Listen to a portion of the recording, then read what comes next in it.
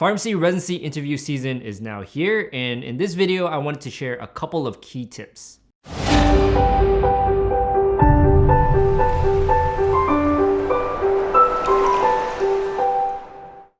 So I've done a video on this topic in the past with my colleague Dennis. I'll link it up above if you want to check it out. Definitely worthwhile and still very pertinent. I just figured I'd do an update video because it's always good to do updates, and maybe compared to the previous video, I want it to be a little bit more succinct in this one. So the first thing I recommend here is building rapport and being confident. Doesn't matter if you're actually interviewing for a pharmacy residency position or a job. These are some of the things that I do nowadays too when I'm in an interview. And this seems pretty obvious, but when you do your research and preparation, you innately come across as more confident and knowledgeable because you know your stuff. Now, when it comes to pharmacy residency interviews, there's three key areas that I typically think about in this case. One, the program itself. Two, the residency program directors, and then the preceptors, especially those that will be interviewing you. So it's important to get a list of who those individuals are. And then three, the current residents. So when it comes to the program, very basic stuff that you should already know about. What type of organization it is it an academic medical center or a community hospital? How many beds does it have? Types of ICUs they have? Do they have a teaching certificate? What are the staffing schedules like? Very basic questions that you should know. And the reason why you should know it is not that they're gonna quiz you on it or anything, but when you're engaging in dialogue and having a conversation with someone, knowing those type of facts will allow you to ask better questions and converse better. And of course, sometimes things come up, and if you don't know something, it's obvious you didn't do your research. So that's pretty obvious, right?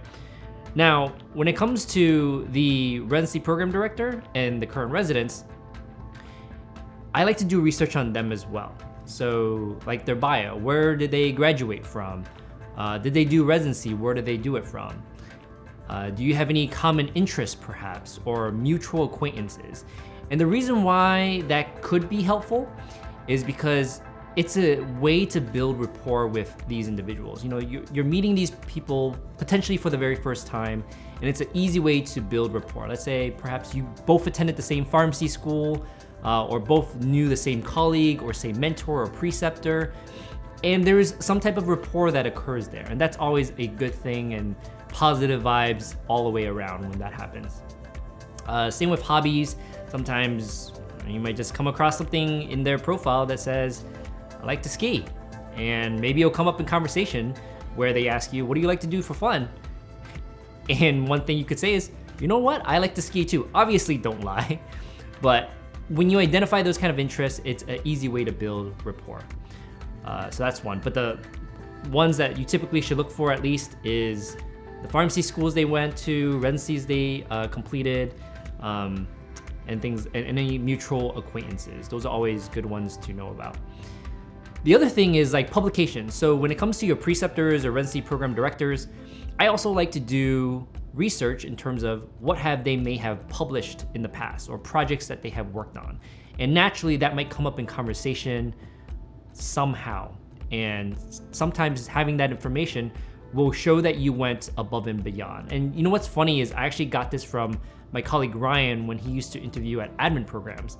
And he said it was actually expected that you did this kind of research on the preceptors and the directors because everyone was one-upping each other during these interviews. I don't think it's really expected during non-admin PGY-1s, but having that information does show that you went above and beyond, and something you just throw out sometimes. And then for the residents, knowing their projects, sometimes you might engage in conversations about how their project is going, their research project, and knowing what they did it on does show that you have done your preparation as well. And the goal here isn't necessarily to recite all this back to them, but rather when the opportunity presents itself, if it does, where you engage in a topic where you've done your research on someone, where you knew they published something, or they worked on a project together, or you talk about a school or where someone's lived, something like that, where an opportunity presents itself, you conveying this little piece of information that you know about is a subtle way of conveying that you did your due diligence and went above and beyond in doing your research and prepared for the interview. And I think, in my opinion, it's a great way to stand out amongst the crowd. The second piece of advice is changing your mindset. And for me personally, this was a huge game changer, especially when I was interviewing for PGY-1s versus when I was interviewing for PGY-2s. You know, naturally, when you go into interviews, you're nervous, you don't know what type of questions they may ask. And the way I combated this is, think about this for a second. Residency is a huge toll on yourself because of the hours you're gonna work, the stress of it, the time management, the pay. It's a huge sacrifice that you take when you pursue a residency route. So when you approach these interviews, don't necessarily think about them interviewing you. You're also interviewing them because this is a sacrifice on your part. So the mindset that I had when I was interviewing for PGY-2s and a mindset that I have whenever I interview for jobs now is, why should I come work for your company or your organization? Like, what do you bring to the table? And I think having that mindset will shift the way you approach certain things, the way you articulate your points, and how you communicate. And I think it makes you appear more confident in your abilities, and naturally, that's good.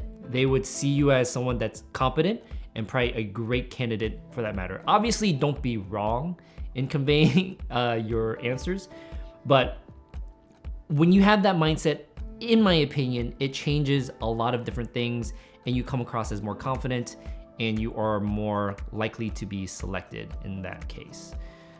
Sometimes this could come across as borderline arrogant. We want to avoid that for sure, but do have that mindset change and just think about it when you're going to these programs, because the reality is you are sacrificing a lot to spend another year or 2 years in residency training. So you should be interviewing them as much as they are interviewing you.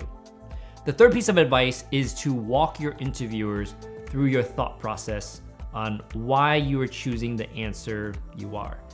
So don't just answer the what, really walk them through the why. So for example, let's say they ask you a clinical question about a patient that is newly admitted for community-acquired pneumonia. Don't just say, oh, I will grab a sputum culture, a blood culture, probably initiate a beta-lactam plus a macrolide, something like that. But instead of doing that, you might say, well, the patient's newly admitted, they are otherwise healthy, but we are suspecting perhaps MRSA, they have pseudomonal risk, and per the 2019 IDSA guidelines for community-acquired pneumonia, I would initiate a beta-lactam plus a macrolide and also grab sputum and blood cultures. So obviously the case can change and they probably will change it as time goes. They might say, okay, what if they enter septic shock? Or what if they are allergic to penicillins? But really walk your interviewers through why you're choosing this or that. Perhaps their age is this, or they have these certain risk factors, or they have these allergies, or they have something in their patient medical history that makes you choose something else. Really talking it out loud and thinking out loud. And when you're answering questions like this, it just goes to show that you know your stuff, you're critically thinking, and you're using evidence to support your answers. The next piece of advice is just preparing for the interview questions. I know it's obvious, but I'm gonna expand upon this as we go on. So there are many different types of questions that may be asked, but 3 categories of questions that I think you should absolutely prepare for are 1, clinical questions, 2, behavioral questions, and then 3, it's kind of like your general miscellaneous bucket. But let's start off with the clinical questions. This one's fairly simple. I'm not gonna go too much into detail about this, but basically, you're obviously gonna get asked clinical questions to some extent. It could be written, could be verbal, you could be competing in a competition, which some programs do. But basically, what I'd suggest here is just making sure you are familiar with the most common disease states in both the inpatient and outpatient settings. So knowing the guidelines for like diabetes, hypertension, hyperlipidemia, asthma, sepsis, UTI, heart failure, things like that. And just skimming over it, knowing some of the diagnostic tests that are used, the drug regimens, of course, first line, second line therapy, allergies, monitoring parameters, things like that. Just reviewing it, you don't have to go into detail with all the things, but just reviewing it. Most of the questions I've been asked are fairly straightforward. It just goes, again, diagnostic parameters, therapeutic options, and monitoring parameters. And of course, if you don't know something, say you don't know, but do tell them how you plan to find the answer if you don't. So if it's something regarding asthma, I personally usually go to Up to Date to start, go look that up, go find the guidelines, pull the guidelines, and read what the guidelines say. And it's pretty straightforward. Obviously, it depends on the question that's being asked. The next type of question are your behavioral questions. These are like, tell me about a time when you XYZ. And these fall in multiple buckets that usually talk about like your leadership skills, your ability to be in a team, communication, conflict, project, time management, things like that. So they might say, tell me about a time you led a project. Tell me about a time you missed the deadline. Tell me about a time you had a conflict with a teammate. Tell me about a time when you didn't like someone and how did you communicate with them. So what I usually say about this is think about all the different experiences that you've had in your life.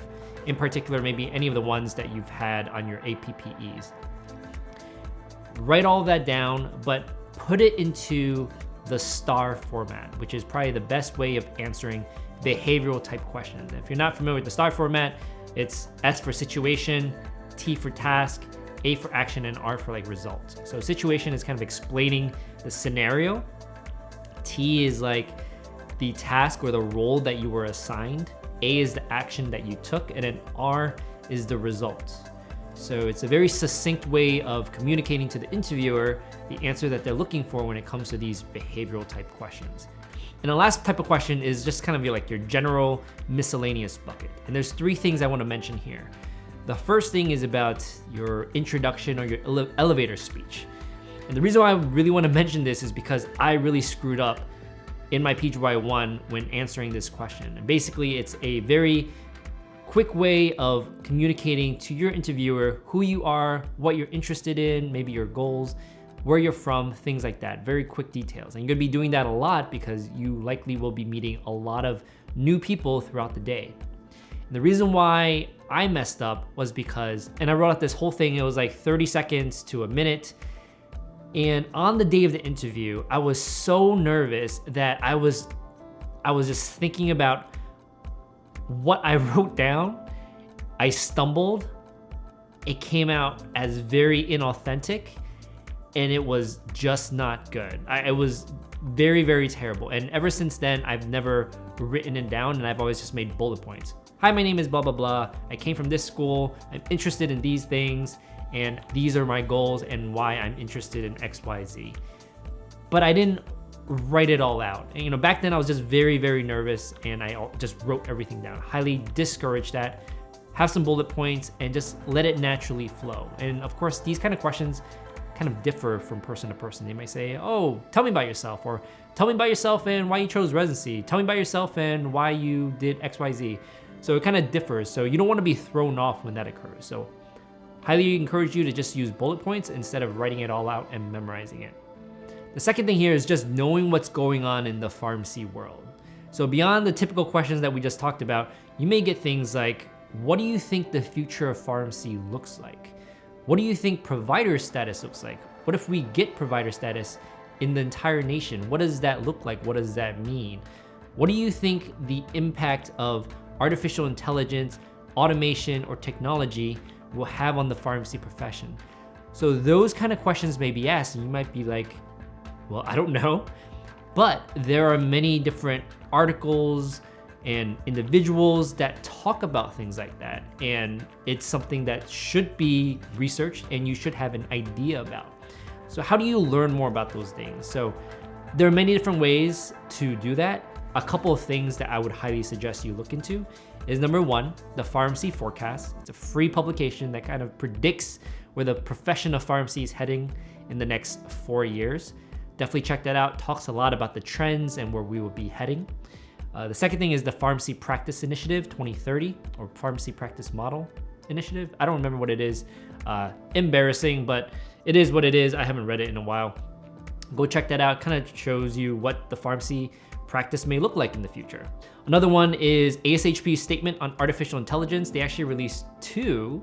I think one was in 2020 and then one was in 2019, but check them out. There's only 2 of them, I believe.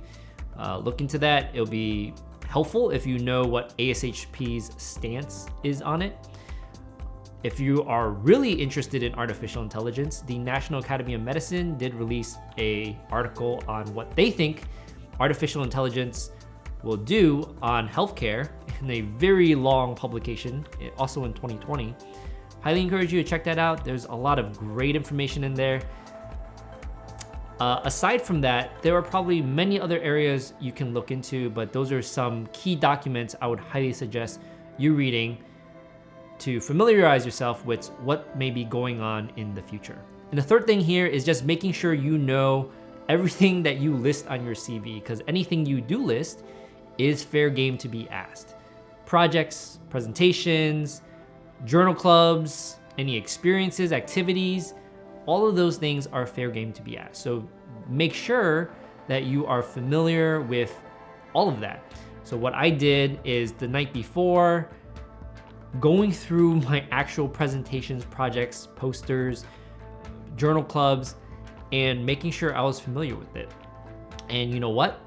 There were many interviews where they would just have my CV open and go through like, hey, I see you did this presentation on May in transplant, and you gave a presentation on hepatorenal syndrome. Can you tell me more about that?